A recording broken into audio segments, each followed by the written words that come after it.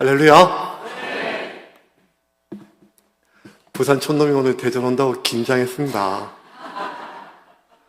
여러분 못 믿겠지만 저 대전 온다고 좀 설렜어요. 왜냐하면 제가 이렇게 젊어 보여도 50이 좀 많이 넘었거든요. 50이 넘었는데 이제 앞으로 놀랄 일이 많을 겁니다. 근데 50 평생에 제가 대전역에 오늘 처음 내렸어요. 엄청 많이 지나가고 장례 때 한번 이렇게 온 적이 있었는데 대전 땅에 발을 디딘 거는 처음이에요.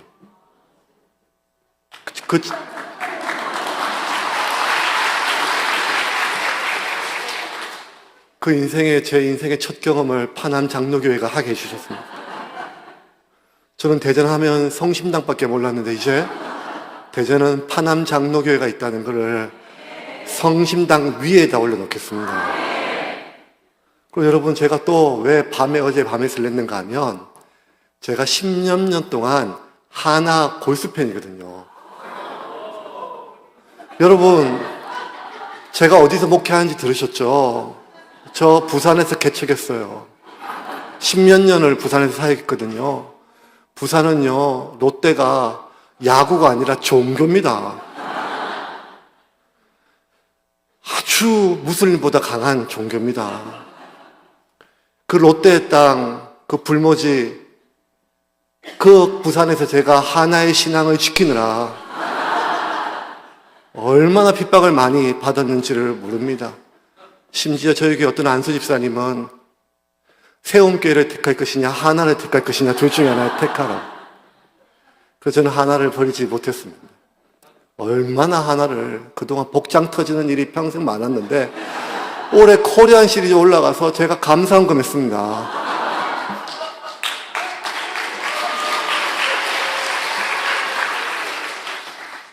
이런 얘기를 저희 부산에서는 하지도 못하고 아무도 공감을 못 가는 거예요. 제가 이번 주 얼마나 기도했는지 몰라요. 에이펙, 국가의 장례 다 팽개치고 하나만을 놓고 기도했습니다. 근데 이번 주 수요일, 목요일 제가 죽는 줄 알았습니다. 야구 보다가 9회 진짜 주저 3창 6번 했거든요. 억장이 무너졌습니다. 그래도 어딥니까? 코리안 시리즈가. 그래서 저는 대전에서 원래 목회해야 되는데 하나님의 부르심을 따라 저 무슬림의 땅, 롯데의 땅 부산에서 그렇게 목회하고 있어요. 그래서 부산 온다고 되게 설레었거든요. 대전 온다고. 그래서 대전역에 내려가지고 성심당 그 줄 서 있는 것도 보고 사람들 이렇게 빵 먹으려고 저기 뭔데 저렇게 서 있나 이렇게 보고 차 타고 이렇게 와서 교회 왔는데 깜짝 놀랐어요. 아니 그냥 파남 장로교회. 그래서 저는 왜 이름이 파남 장로교회야? 그래서 되게 촌스럽다 이렇게 생각했거든요. 죄송합니다. 제가 그냥 부산 촌놈이라 가지고. 그런데 와보니까 교회가 너무 세련된 거예요. 여러분 저는 비주얼을 되게 중요시 여기는 사람입니다. 비주얼을 되게 중요시 여기는 사람이에요. 저는 저희 교회 하나부터 열까지 인테리어 제가 다 했거든요. 청년들하고 같이 벽돌 하나하나. 개척이 얼마나 어려운데요. 청년들 10명으로 시작했거든요. 그래가지고 개척을 했는데 그게 벽에다가 돈이 없으니까 벽돌 다 붙여놓고 같이 청년들 4명, 5명 해가지고 애들 월차 내가지고 다 붙이고 인테리어 직접 다 했어요. 청년들이 다 그렇게 직접 지들이 인테리어를 하고 벽돌을 붙이니까 지네 지분이 있으니까 삐져도 교회를 안 떠나요. 그 장점입니다. 그래서 제가 어쨌든 인테리어 굉장히 이렇게 저 나름대로 일가견이 있는데 아니 와서 봤는데 접견실부터 복도부터 조명부터 하나하나까지가 와 이거는 대전에 있을 교회가 아니라 강남에 있을 교회더라고요. 제가 지난 주일날 서울에 있는 동원교회 동대문의 교회 새세면 축제에 강사를 갔다 왔거든요. 서울 파남 장로교회가 1등입니다. 1등.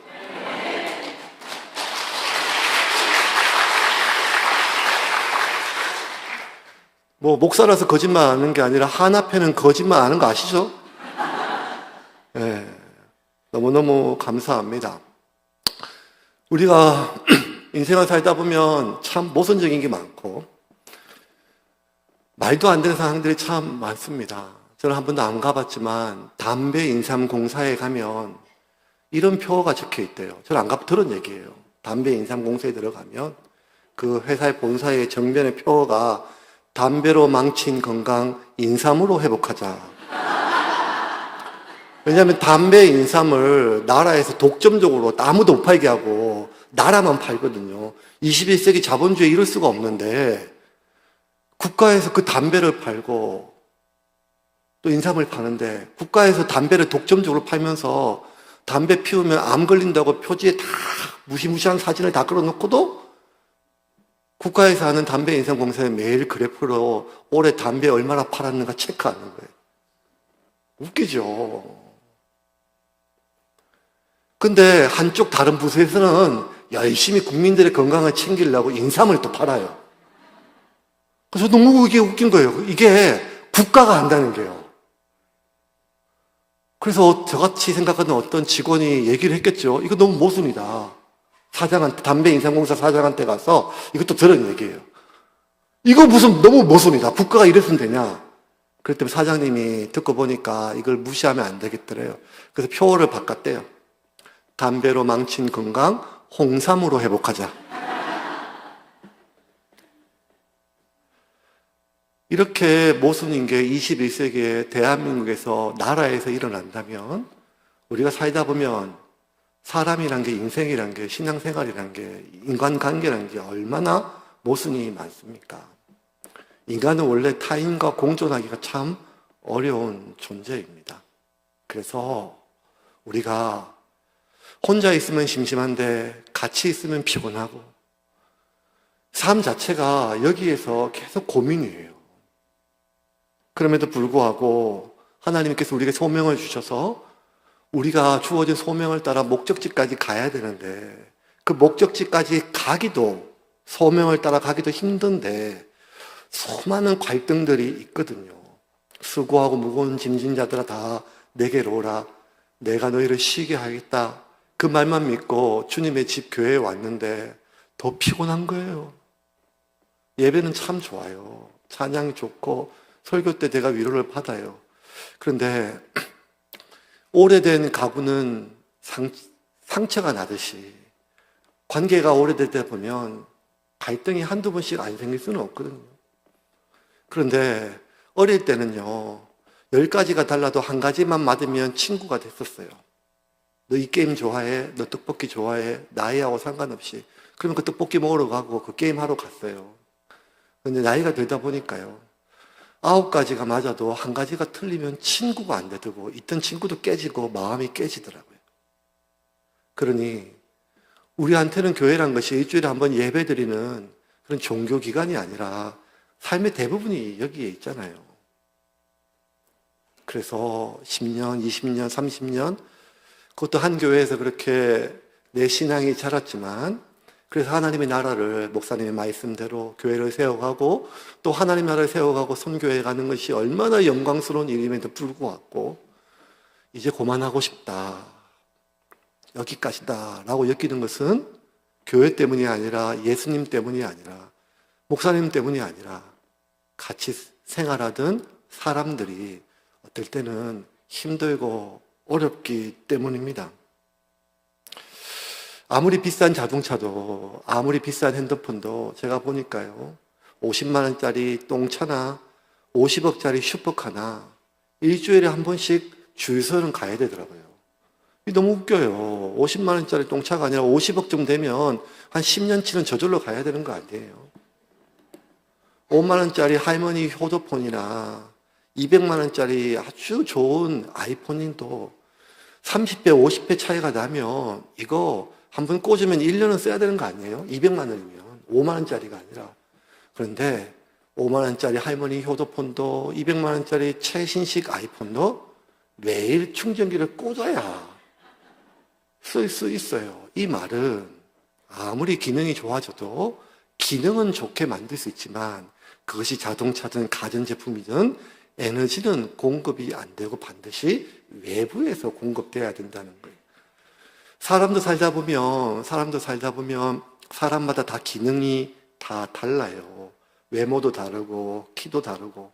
여러분, 저희 아버님이 살아계신 지금 95인데 저희 아버님 키가 197이셨거든요. 제가 깜짝 놀랄 일이 많다 그랬죠. 저희 아버님이 8남매 두셨는데 아들들이 다 키가 커요. 제가 키가 181인데요. 저희 집 남자 중에 키가 제일 작습니다. 저희 아버님이 11남매거든요. 옛날이니까요. 근데 아버님 장남이신데 작은 아버지들이 다 키가 180이 넘으셨고 저희 아버님은 장남이라서 키가 197이셨어요. 일제시대인데요. 경상북도 상주군 함창면이라고 하는 촌동네인데 11남매가 다 지나가면 동네 개들도 조용했어요.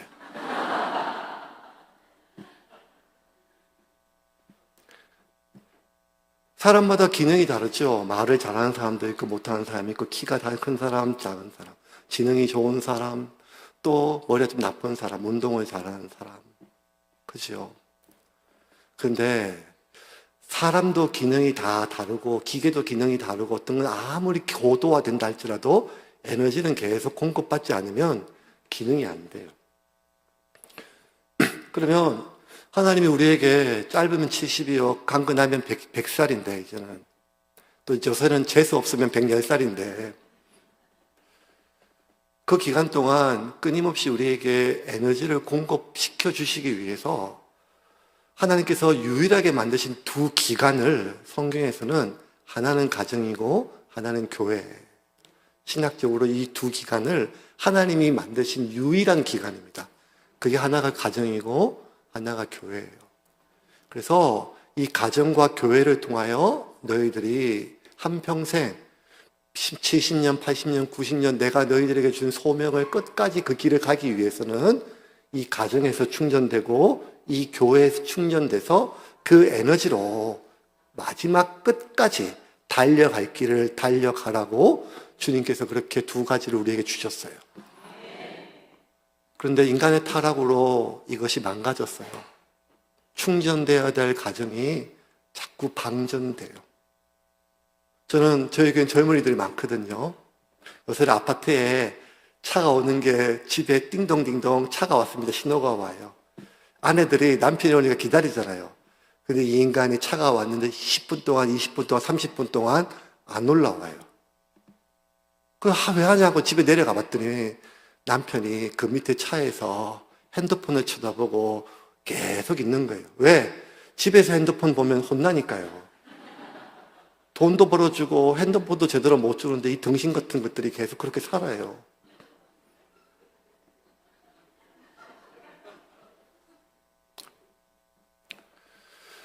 아이들이 집이 답답하다고 집을 떠납니다. 엄마랑 같이 못 산다고. 당신하고 같이 못 산다고 남편의 아내가. 충전돼야 될 가정이 깨어진 지 벌써 오래됐지요.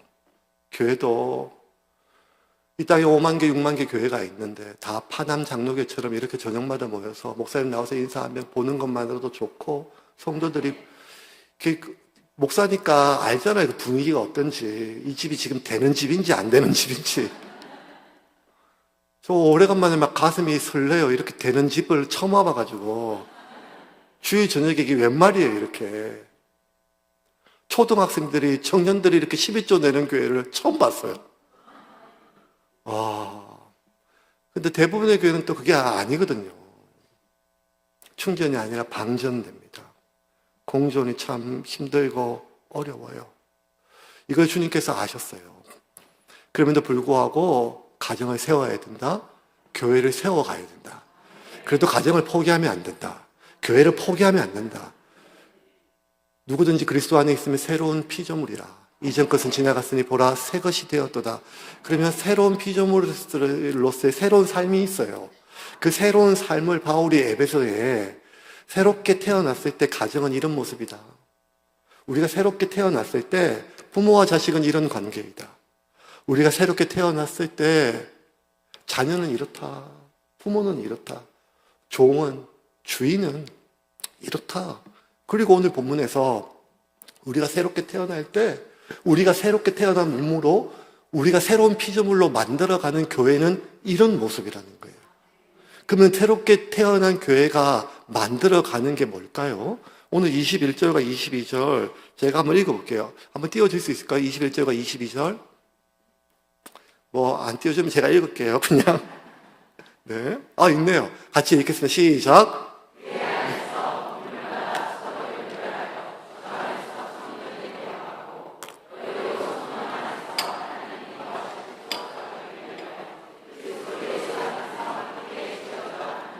서로 함께 지어져 간다, 세워져 간다. 이 단어가 되게 중요해요. 근데 뭘 지어져 가는가 하면 우리가 교회를 세우는 게 아니라 하나님의 처소, 하나님이 거하시는 집, 그리고 우리가 서로가 하나님의 성전으로 지어져 간다, 만들어 간다는 거예요. 그러면 하나님의 집을, 하나님의 성전을, 처소를 만들어 간다는 것, 인생에서 최고의 영광스러운 거거든요. 근데 그거를 자꾸 중간에서 포기하게 만드는 게 무엇인가 하면 갈등이고 상처고 아픔이에요. 분위기가 참 좋고 따뜻하고 귀하지만 한번 오해가 생기면, 또 갈등이 생기면, 또 그것이 오래되면 마음속에 그래, 당신은 여기까지고 나는 여기까지다. 그러면요, 교회가 아무리 커도 교회가 좁아요. 그 사람 1부 예배 드리면 난 2부 예배 와야 돼요. 그 사람 밑에서 예배 드리면 난 저 위에서 예배 드려야 돼요. 세상 불편한 게 사람 불편한 거거든요. 의자는 불편하면 1시간 참으면 돼요. 교회가 좀 불편하면, 엘리베이터 불편하면 걸어가면 돼요. 사람 불편한 것, 이거 쉽지가 않고 이것만큼 사람을 힘들게 하는 것이 없습니다. 근데 이렇게 우리가 병 주고 약 주고 모순된 존재가 인간인데 어떻게 우리가 함께 서로 성전을 만들어가고 하나님의 처소로 지어져 갈까요? 거기에서 바울이 오늘 우리에게 주는 두 가지 메시지 오늘 기억했으면 좋겠어요. 첫 번째는 뭔가 하면 오늘 단어 중에 성전, 처소 중에 되어져 가고 지어져 가고 이라고 말했어요.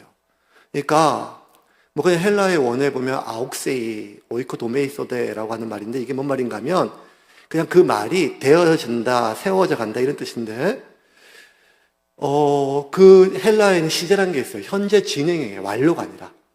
그리스도 안에 새로운 피조물이 되었는데 하나님의 처소는 만들어져 간다는 거예요. 성전은 되어져 간다는 거예요. 그래서 우리가 지금 새로운 피조물이지만 그럼에도 불구하고 서로 만들어가는 것은 우리가 교회가 70년이 됐지만 여전히 하나님의 처소가 지어져 가고 있음을 믿어야 된다는 거예요. 어떨 때는 이게 아닌 것 같아요. 세상보다 못하고 그냥 안 믿는 사람보다 못하게 느껴질 때가 있어요. 그런데 속된 말로 이것도 교회냐? 네가 성도냐? 네가 집사냐?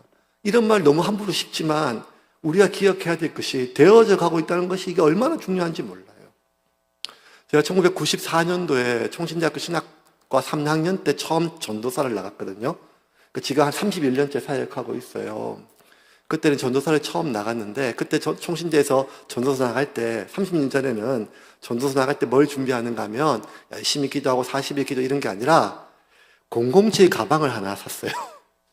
그때는 왜 그런지 몰라요. 그때 그게 전도사 하여간 그게 그리고 전도사 007 가방하고 이제 더블 감색 양복을 하나 사고 그래가지고 저도 이제 남대문 시장 가가지고 007 가방 사고 감색 양복 하나 사가지고 경기도 오산에 있는 내리교회라고 하는 작은 교회에 전도사로 갔어요. 그 교회가 이제 목사님이 개척 가시고 한 30년 되셨는데 한 100명 돼서 처음으로 전도사를 뽑는데 목사님 아들이 총신대 제 선배거든요. 그래서 전도사 뽑을 때 후배 중에 누구 하나 추천해라 그래서 그 선배 목사님이 저를 추천해서 제가 그 교회 전도사를 갔어요. 가니까 전도사 간다고 얼마나 바짝 긴장했을까요? 바짝 긴장해가지고 그 007 가방 들고 그리고 양복 입고 그게 버스 타가지고 교회에 도착했는데 목사님이 도착하자마자 김전도사 신방 가자 그러는 거예요. 첫날. 나는 김전도사라 부르는 것도 너무 어색했지만 신방이란 말이 뭔 말인지 몰랐어요. 신방이 뭐지? 니연, 신혼방, 신방에 간단 말인가? 뭐 이런 거 천지도 몰랐어요. 그러니까 21살짜리가 뭘 알겠어요. 신학교 간다 전도사가 아니죠. 신방에 갔더니만 그 교회에 장로님 한 분 계시고 그 다음에 그 권사님 부인 권사님인데 그날이 부인 권사님 60 환갑 날이에요. 그래서 환갑 잔치상을 차려놓고 새롭게 전도사가 온다고 하니까 목사님 데려가신 거예요. 그것도 모르고 저는 기숙사에서 풀만 먹다가 고기하고 한상 보니까 장 막 좋아가지고 이 먹을 생각에 앞으로 이 교회 오면 맨날 이렇게 먹는구나 이렇게 싶어가지고 좋아가지고 막 있는데 갑자기 인생이 뜻대로 되는 게 하나도 없어요. 갑자기 목사님 입에서 이런 말이 나와요. 김전도사 기도하세요. 신방도 뭔 말인지 하나도 모르는데 그냥 학교 형이 가라고 해서 왔는데 김전도사라 부르고 기도하라니까. 그래 기도를 했는데 여러분 지금도 대표 기도하려면 얼마나 떨려요. 준비하고 와야 되잖아요. 그런데 21살짜리가 그게 막 떨리잖아요. 그러면 이제 기도를 해야죠. 하나님 감사합니다. 이 권사님 60평생 지켜주신 것 지금까지 지켜주신 것처럼 하나님께서 남은 삶 가운데 주님 동행해 주시고 은혜를 주어 주옵소서. 하나님 귀한 것 대접받사오니 이 가정에 복을 더하여 주시고 이게 맞잖아요. 그런데 갑자기 부탁을 받으니까 명령을 받으니까 머리가 하얘지는데 뭐가 생각이 안 나는가 하면 권사라고 하는 단어가 생각이 안 나요. 분명히 갈 때 들었거든요. 장로님 부인 권사님 오늘 생일이라고. 그런데 갑자기 머리가 하얘지니까 권사라고 하는 단어가 생각이 안 나요. 권사님 생일이니까 이 권사님 생일을 맞이하여 권사님 호칭을 해야 되는데 권사라는 단어가 생각이 안 나니까 기도가 산으로 가는 거예요. 한번 기도가 꼬이니까 이제는 막 북한 김정일까지 올라가가지고 기도가 마무리가 안 되는 거예요. 이 권사님은 생일을 축복을 해야 되는데 그러니까 이 앞에 있는 나이 드신 여자의 이름이 뭔지 호칭이 뭔지 모르겠어요. 그래서 제가 어떻게 기도했는가 막 나중에 기도가 그러면 빨리 마무리하면 되는데 기도가 길어지고 꼬이니까 기도가 수습하려고 하니까 수습하니까 더 길어지고 부처님도 나오고 마리아도 나오고 막 뭐 5만 가지 막 산으로 돌로 막 하다가 내가 어떻게 했는가 마지막에 마무리를 해야 되니까 하나님 이 사모님의 생일 축하해 주세요. 교회에서 사모님은 한 분뿐이잖아요. 그 사모님 지금 제 앞에 앉아 있거든요. 그런 순간 제가 속으로 이렇게 했어요. 이 미친놈아 입으로 똥을 싸고 있다.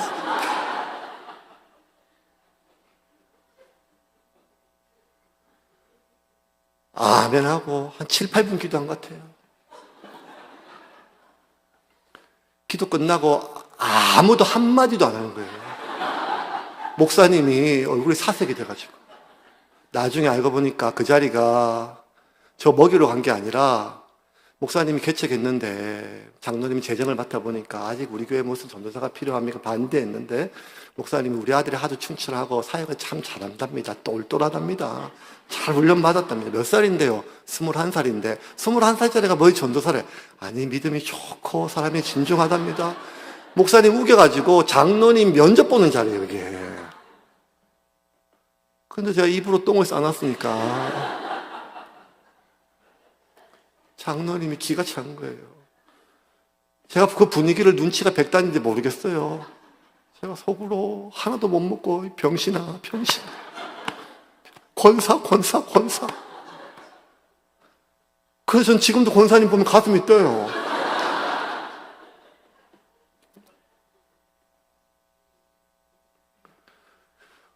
음식이 귀로 가든지 코로 가는지 모르고 돌아가는 차에서 목사님이 한 20분 사택으로 가는데 아무 말씀 안 하세요.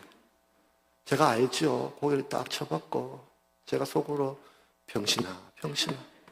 나 같은 게 무슨 전도사라고 한다고. 바보 같은 게. 목사님이 사택이 다 올 때쯤에 입을 여셨어요. 야 이놈의 새끼야. 너 누구 목회 망치려고 하냐. 도대체 요즘 총신대는 신학대는 뭘 가르치길래 권사도 모르고 사모님이 뭐냐. 내가 사장이냐. 너 같은 게 뭘 전도사 안다고. 그냥 꺼져가라 이놈의 새끼야. 그렇게 말씀하실 줄 알았거든요.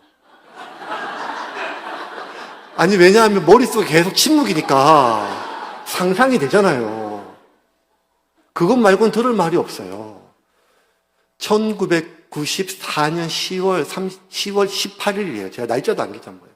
목사님 딱 3마디 하셨어요. 뭐라 얘기했는가 하면 야 이 새끼야 하지 않고 김전도사 괜찮아. 처음엔 다 그래. 야, 이 새끼예요. 미친 자식아. 근데 저를 김전도사 이렇게 불러주셨어요. 괜찮아.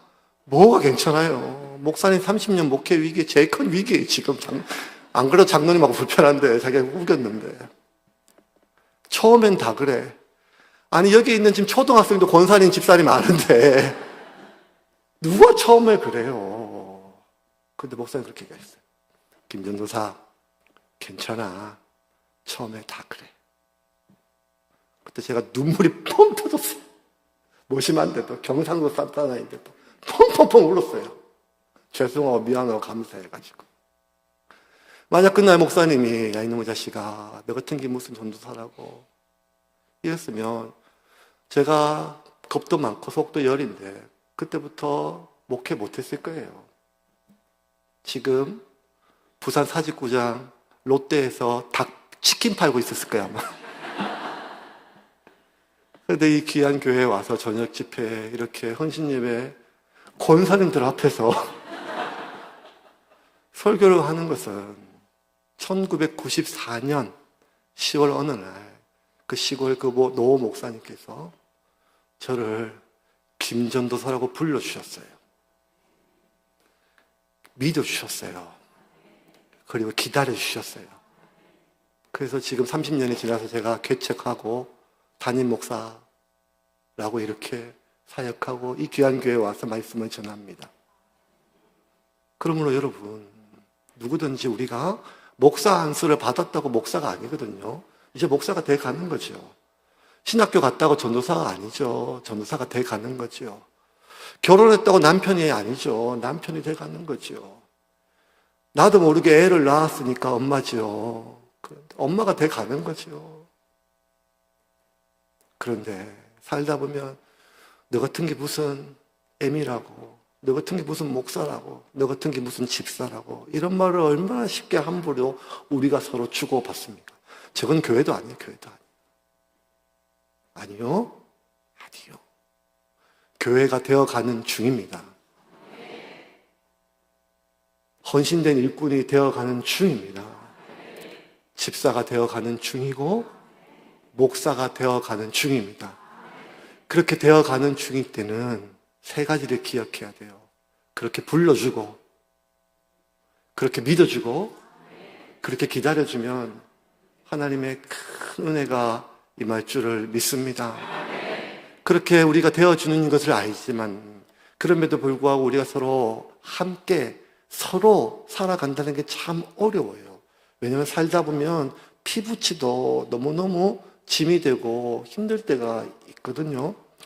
저희 어머님이 살아계세요. 94살인데 4살이신데 작년까지 제가 저희 집에 모셨어요. 저희 어머님이 8남매를 낳으시는데 제가 막내거든요. 근데 왜 막내 집에 계시는지 모르겠어요. 형님들한테 계속 내가 묻지를 못하고 그래서 어쨌든 저희 집에 계셨어요. 작년까지. 저희 어머님이 평생을 자식들 공부시킨다고 아버님은 한량이셔서 고생 많이 하시고 돈 하시다가 그 자식들 다 공부시키시고 시집장가 보내셨으니까 얼마나 억측이셨을까요? 그래서 돈에 한장하셔서 지금도 저희 집에 계실 때마다 돈 나이 90 넘은 할머니가 그래서 저희 어머님이 나이 들었으니까 장사도 못하니까 이제 뭐 하는가 하면 저희 어머님이 1년 중에 3번 돈 버세요. 설날, 추석날, 3월 3일 자기 생일 때 8남매한테 수금하는 날이에요. 그리고 한번 5월 8일 날 어버이날은 보너스 되는 날. 1년에 4번 어머님이 수금하는 날인데 그날만 되면 저녁에 어머님이 성질이 나고 꼭 자식 중에 누구 하나하고는 싸우는 거예요. 왜 너는 이번에 작년보다 적냐? 첫째는 얼마를 보냈는데 막 저녁에 끝나고 나서 누나하고 싸우고 형님하고 싸우고 또 전화 끊고 나면 저한테 욕을 그렇게 하세요. 그럼 제가 이제 목사지만 제가 어머니 그만 좀 해요. 그만 좀. 왜 이렇게 돈 하냐고. 돈도 많잖아. 그거 썩어 죽어야지. 누님도 힘들어. 형도 힘들어. 그만 좀 해. 또 막 어머님 막 그러면 왜 그래요? 왜 돈도 많으면서 왜? 그러면 엄마 왜 이렇게 돈 해? 그러면 저희 어머님 이렇게 해요. 애야 내가 나중에 나이가 많으면 지금 94살인데 몇 살이나 더 많으면 그랬어. 내가 나중에 나이가 많으면 똥오줌을 못 가릴 때 내가 어떻게 네 손에 똥기지기를 맡기겠냐. 내가 이 돈으로 요양원에 가려고 한다. 그래서 내가 이렇게 얘기했어요. 엄마 8년매 낳았잖아. 19살에 시집 와가지고 시집 왔는데 시집 오는 날 첫날 남편 얼굴을 처음 봤는데 얼굴을 못 봤대요. 저희 어머니 키가 155인데 고개를 쪽돌이 들었는데 허리띠만 보이고 평생을 얼마나 무섭게 사셨겠어요. 그래도 자식을 8이나 놓으셨어요. 19살부터 제가 42살에 태어났으니까 3살, 4살 터우니까 다 똥기저귀를 갈았잖아요. 여자 꽃다운 나이 19살부터 40대 중반까지 저희 어머님이 이렇게 얘기해요. 배가 빌 데가 없었단다. 그리고 25년을 똥기저귀를 갈았거든요. 그런데 당신이 25년 동안 자식의 그렇게 똥기저귀를 갈았는데 내 죽을 때 몇 개월 내 자식 손에 똥기저귀를 못 맡긴다고 요양병원을 간다고 그 돈을 맡긴대요. 모은대요. 제가 그 얘기 들으니까 얼마나 부해가 나요. 엄마, 내가 지금까지 모셨는데 엄마 돌아가실 때 그 똥기저귀 내가 못 갈까 봐 몇 개월. 내가 갈게. 그러지 마! 그랬더니 결국 작년 초에 저희 어머님 치매가 오시고 대소변을 못 가리시고 주일날 예배 끝나고 안 그래도 피곤한데 집에 가면 온 사방에 변을 보셔가지고 치매니까 기저귀를 채워놓으면 그 기저귀를 빨겠다고 치매셔가지고 도대체 이 냄새가 나는데 이게 어디서 나는지를 모르겠어요. 소파에서 나는지 안방에서 나는지 3개월 4개월 매일 어머니 몸을 씻어드렸다가 작년 8월 제가 어머님을 결국 제 손으로 요양병원에 모셔갔어요. 어머니 말씀이 맞아요. 어머님은 25년을 자식의 똥기저귀를 갈았지만 저는 그 몇 개월 어머니 기저귀를 못 갈겠더라고요. 어머니를 병원에 모셔다 드리고 집에 온 날 저녁에 제가 거울을 보고 배 뺨따구를 때리면서 너는 목사도 아니고 자식도 아니고 인간도 아니다. 그런데도 어머님을 다시 모시러 못 가겠더라고요. 이게 인간이에요. 인간은 자신의 짐이 너무 무거우면 내가 날 낳아준 부모라 할지라도 피부치라 할지라도 나에게 짐이 되면 버겁고 벗어나고 싶은데 피 한 방울 섞이지 않았고 성격도 안 맞고 불편한 우리가 어떻게 서로 참고 견디고 끝까지 갈 수 있을까요? 우리 힘으로는 불가능하지요. 그래서 오늘 마지막에 이렇게 얘기해요. 예수 안에 성령 안으로. 이거는 결심으로 되는 것이 아니라 결단으로 되어가는 것이 아니라 인간은 타인과 공존할 수가 없어요. 그래서 여러분 우리가 시작할 때는요 사람 때문에 시작할 수 있어요. 시작할 때는 목사님 때문에 시작할 수 있어요. 제가 개척해보니까 그렇더라고요. 시작할 때는 목사 때문에 사람 때문에 책임감 때문에 기대 때문에 할 수 있어요. 그런데 끝까지 가는 거는 하나님 때문이에요.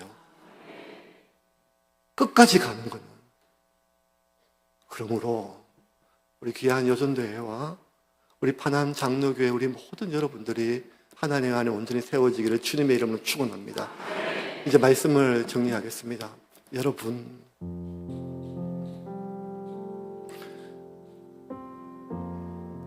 우리가 살아생전에 한 교회를 섬기고 그 교회를 온전히 세워가는 것만큼 영광스러운 일이 없습니다. 얼마나 사람이 공존하기 힘든데요. 제 개척교회 목사니까 부흥하는 교회 목사예요. 그런데 끝까지 간다는 게 너무너무 힘들어요. 이제 10년 됐는데 근데 70년 됐으면 그럼에도 불구하고 이 온화함과 이 따뜻함을 유지하기 위하여 얼마나 많은 기도가 있었을까요? 여러분, 사람 때문에 시작하고 책임감 때문에 시작하고 인맥 때문에 기대 때문에 시작할 수 있지만 결국 시작할 수 있는 것은 하나님 때문입니다. 끝까지 갈 수 있는 것은 하나님 때문입니다. 그래서 우리가 언제 죽더라도 어디에서 죽든지 하나님 안에서 다시 만납시다.